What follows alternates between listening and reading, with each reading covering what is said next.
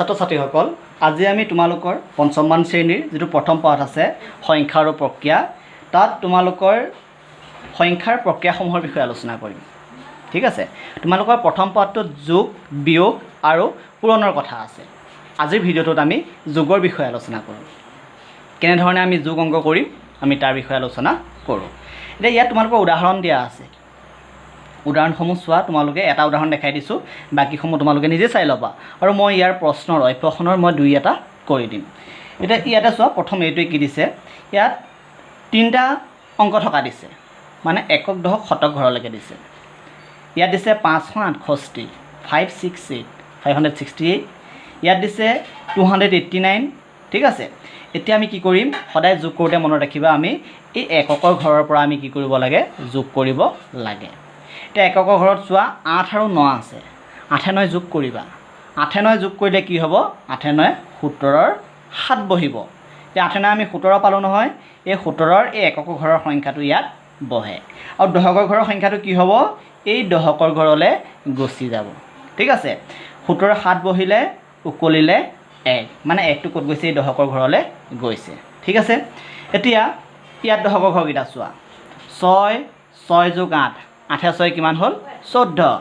14ৰ এই উকলা একটা আছিল নহয় হেতু হতি কিমান হ'ল 15 হ'ল 15ৰ এককৰ ঘৰটো বহিব 5 বহিলে এই 1 টো কি হ'ব উকলি গ'ল এতিয়া এই 1 টো এই শতকৰ ঘৰ কিটাৰ লগত যোগ হ'ব 5 6 7 8 এনে 5 6 7 8 8 যোগ হৈ 8 হ'ল 857 হ'ল বুজি পালানে বাৰু কথাটো দুই এটা আমি কৰি চাও এটো চোৱা তোমালোকে এটা যে 6 আৰু 5 আছে 6 আৰু 5 যোগ কৰিলে কিমান হ'ব 6 5 যোগ কৰিলে আমাৰ হয় 11 তোমালোকে এইবিলাক লিখিব নালাগে মই বুজাই দিছো 11 কি বহিব এই যেটো এককৰ ঘৰ আছে 1 টো এটো বহিব ইয়াত দশকৰ ঘৰ 1 টো কি হ'ব ইয়াত কি হ'ব উকলি যাব মানে এই 1 টো এই দশকৰ অংক কেইটাৰ লগত কি হ'ব যোগ হ'ব 2 2 4 4 1 কিমান হ'ল 5 ঠিক আছে তে শতকৰ ঘৰ কিটা চোৱা 3 1 কিমান হ'ল 4 451 ঠিক আছে মই তোমালোকক আৰু এটা কৰি দেখাইছো এই 5 টো চোৱা একক ঘৰ কিটা প্ৰথমতে কৰি লম 4 1 কিমান 5 9 যোগ 3 9 3 কিমান হ'ব 9 3 12ৰ 2 ঠিক আছে উকলিব কিমান 1 টো আমি লিখি লম ইয়াত নে গুল দি লিখি লম এবাৰ চাম শতকৰ ঘৰত 8 আছে 2 আছে 8 2